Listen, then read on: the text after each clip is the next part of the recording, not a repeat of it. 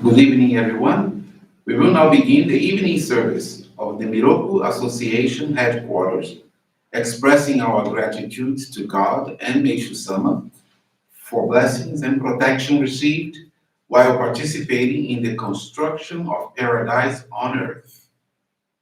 Amatsu Norito and Miroku prayer, please stand.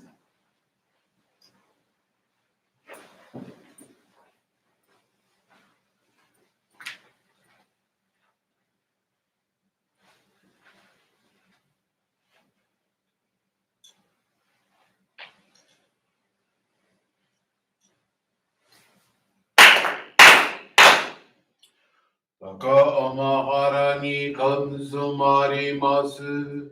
Kamuroki kamuromi no mikoto mochite. Sumemi oya karuri zanagi no mikoto. Tsukushi no imuka no tachi anano. Odo no ahagi harani. Misogi harai kamo utoki ni narimaseru. アライドの神たちもろもろのまがごと積み汚れを洗いたまえ清めたまえと直すことのよしをあまつかみ国つかみやおよろずの神たちともに雨の口駒の耳振り立ててきこしめせとかしこみも直す弥勒を御神守りたまえ先生えたまえ弥勒を御神守りたまえ先生えたまえ教えみよや主の神守りたまえ先生えたまえ教えみよや主の神守りたまえ先生えたまえ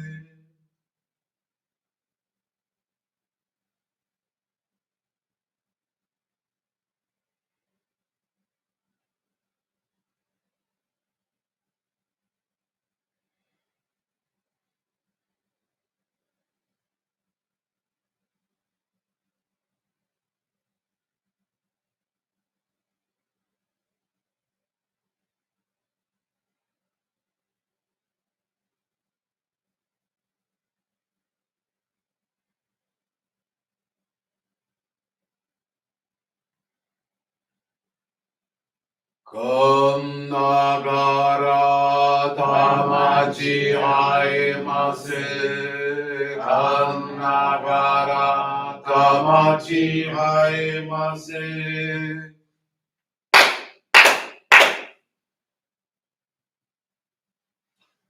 Great God of light, creator and giver of all life, in accordance with your divine will, the long age of night draws to an end. Your radiant divine light, shining ever more brilliantly, awakens the dawn of the glorious age of light, a time long awaited by all humanity. We thank you for guiding us to your divine plan, and for the privilege of channeling and receiving your ray. May our spirits and bodies be illuminated and purified as we live your truth given to us by Meishu-sama. Make us pure and effective instruments of your divine light, so that we may serve you and all those with whom we come in contact. May paradise on earth be realized, with health, peace, and prosperity, a reality in our lives. Great God of light, bless and protect us, radiate our souls with your divine light, so that we may truly become instruments of your great plan.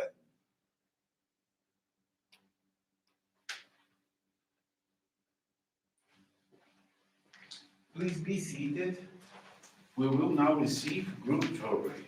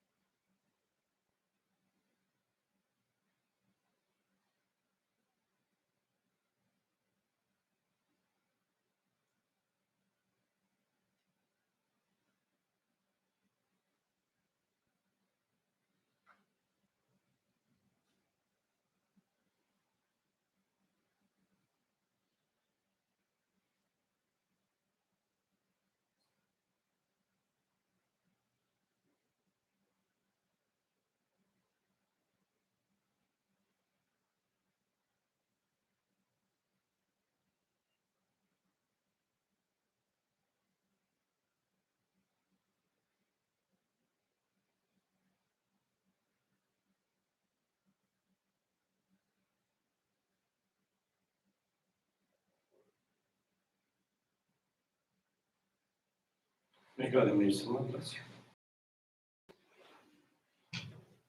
Jorei is now concluded. We will now listen to a reading from Meishu-sama's teachings.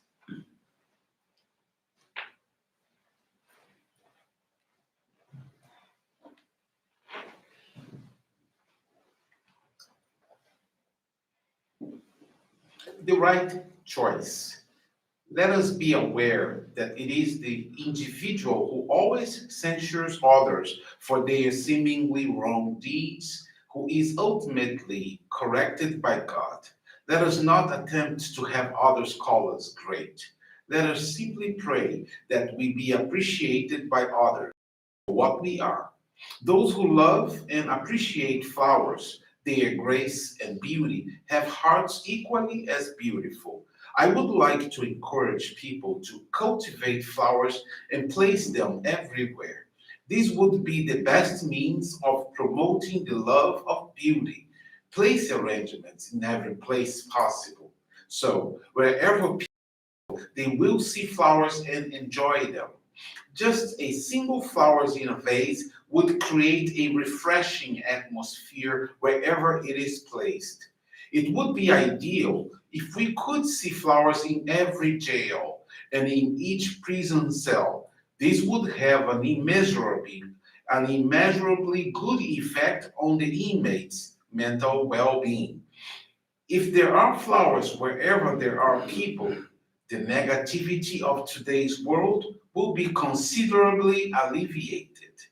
Dark forces dislike flowers and are afraid of coming where there are flower arrangements. So it is very good to place flowers in your room.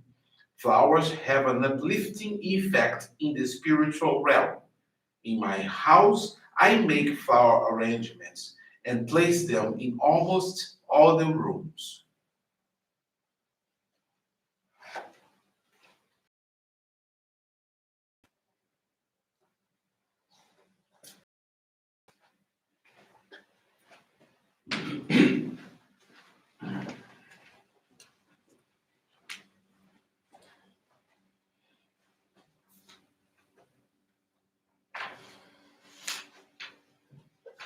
Good evening, everyone. Thank you for joining this evening service of the Miroku Association headquarters. This evening, I have two experiences I would like to share. One from Brazil and one from Namibia, Africa. It's the first time we have a faith experience from Namibia, so that's very exciting. But first, I will start with the one from Brazil. This one is from Francisco Sérgio de Souza. He's from Rio Claro. Francisco Sérgio de Souza has known the Jorei movement for more than 10 years, and he currently belongs to the Rio Claro Jorei Center in the state of São Paulo.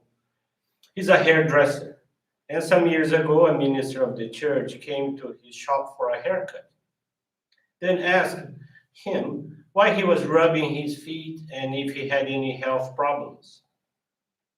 Francisco told him that in his feet there were big cracks, scales, bleeding, and phlebitis.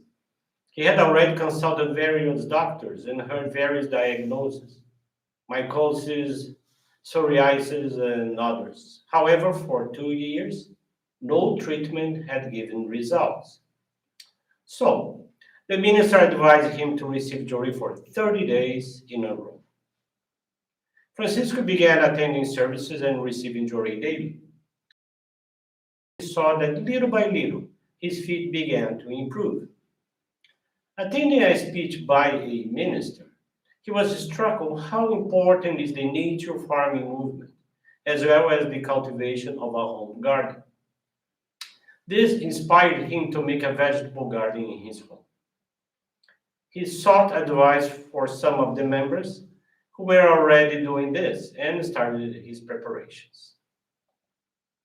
Then he planted lettuce and chicory. Every day he dedicated to the vegetable garden, cleaning it, watering it, and observing nature. Despite having a very busy professional life, he was able to devote himself to the garden with a lot of love 3 times a day. He was looking for direct contact with nature to the point of working the land barefoot without worrying about his health problems. The contact with plants was a unique moment for him, which led him to feel a great inner peace. When his garden developed, having 7 flower beds, and it was producing vegetables for his whole family. Before this activity began, he was the kind of to be very nervous and hot-headed. However, with the contact with nature through our farming method, he became a calm and peaceful person. This inner change has had a positive effect on his relationships with family, friends, and clients. Feeling happy, he took the membership course and received the sacred focal point Ohikari, committing to dedicate to the happiness of others through our practice of faith. With the increase in garden production, a feeling was born in him of making people happy through those vegetables that he took care of with so much love. So he began distributing his crops to neighbors, church members, friends, and customers. The first person that came to his mind was his brother, who he had not spoken to for 5 years and had a lot of resentment towards him. Previously, he had already wanted to get closer to him, but out of pride and insecurity, he had not succeeded. After his first day of dedication in the church as a member, he distributed vegetables to the members, and upon returning home, he did the same with his neighbors. After the last delivery on the street, he suddenly found himself in front of his brother. Since the meeting was an unexpected thing, they were stuck in front of each other. It was a moment of intense emotion, and without saying anything, they hugged and cried a lot together. Francisco felt at that moment there was no longer any resentment in his heart. They went to Francisco's home, talked, and he was able to ask his brother for forgiveness. They have decided to forget the past and became close as before. This experience taught Francisco that we must understand our mission as human beings, and that even when going through purifications, we can overcome our difficulties and weaknesses, becoming happy individuals. He understood the importance of dedicating ourselves to the happiness of others through altruistic practices, using the 3 pillars of salvation: joy, art and beauty, and nature farming. He makes a commitment with Meishu-sama to expand his garden, buy a larger plot of land, and deepen his knowledge in our nature farming technique, thus becoming a promoter of this important tool of salvation. He can say that his feet are practically healed. They look good without bleeding, phlebitis, and pain. When he works barefoot, he feels like he has never suffered with his feet. His brother and him are now great friends again, and since they have the same line of job, they work together. Today, he has harmonious relationships with all his family members. Thanks to these beautiful changes in his life, his family also spontaneously decided to become part of our church. Francisco is very thankful to the Supreme God, Messiah, Meishu-sama, and his ancestors for this experience. And he ends his sharing saying, 1,000 thanks. Very, very nice, Francisco. And the next experience from Namibia, her name is Joanna Haita. Joanna Haita has been visiting our church for 10 months now. She was guided to the church by a missionary on September of 2020, last year. The reasons that brought her to the church were disease, bad dreams, poverty, and family conflicts. She suffered with strong stomach aches. She used to feel something moving in her stomach, and after that, she would feel extremely hungry. Even after eating, she would not feel satisfied. She was operated in the hospital of Oshakati, but without success. Regarding conflicts and bad dreams, in 2010, Her husband passed away, and his family blamed her for his death. They accused her of being a witch, removed all the belongings from her house, and left her with almost nothing. As for financial difficulties, due to her disease, she was unable to work. She saw herself forced to sell the few items that remained in her home to pay for the treatments. Looking for a solution, she went to medical treatments and folk healers called sangomas. Later, she went to the province of Cunene in Angola, where she tried to be healed again with sangomas, these folk healers. She spent 10,000 rands, 5 goats, 2 bulls, a freezer, pots and plates, but without success. This suffering lasted 17 years. It was on this condition of suffering that she was guided to our church. At the church, she told her suffering to a missionary and then was guided to focus on Jorei. She followed the guidance, but where she visited there was only one member to channel and many visitors to receive Jorei. But even after receiving just one Jorei, the following day the pain she was feeling and the bad dreams were gone. In addition to Jorei, a thorough cleaning of her house was done, and she created a vegetable garden. Now, she will share with us the changes in the lives of a few individuals that she has guided to our church. A remark, she's not a member yet. She has a nephew that has been repeating the academic year for the 3rd consecutive time because he could not understand what was taught to him. After 2 weeks receiving Jorei, this problem was overcome. He was approved and became a member. There is a lady who was an alcoholic for 7 years, and because of that, she could not take care of her home. After receiving Jorei for 7 days, the suffering that lasted 7 years was overcome, and now she drinks with moderation. She also became a member. Another lady had her legs swollen, and she dreamed of a coffin inside her pillow, in which the body of her late husband laid inside. This lasted for 9 years. Joanna offered her a flower of light, and she started receiving Jorei. After 4 days, all her problems were overcome, and she became an active member. Joanna was also not left behind. A month after she started giving service, she got a job. In order to express her gratitude, she's preparing to materialize her donation to receive the sacred focal point of Hikari so that she can better serve in the divine work. Her commitment is to continue to help as many people as possible to overcome their sufferings and guide them to Meishu-sama. She has guided 36 people to our church, and all of them are regular and active visitors. Joanna would like to express her gratitude to the Supreme God, Messiah Meishu-sama, her ancestors, and also Sister Selma for guiding her to this path of faith. So it was very nice how Joanna described by taking the flower of light, that woman that was having these bad dreams for 9 years, and of course with Jorei, so that problem was overcome. And that's what the teaching told us today, the powers of flowers. That's why Meishu-sama made flower arrangements for almost every room in his house. So those are the 2 faith experiences I want to share with you today. This one from Claro, this one from Namibia, Africa. Thank you very much for listening to these words. I wish you a very wonderful night. Thank you very much.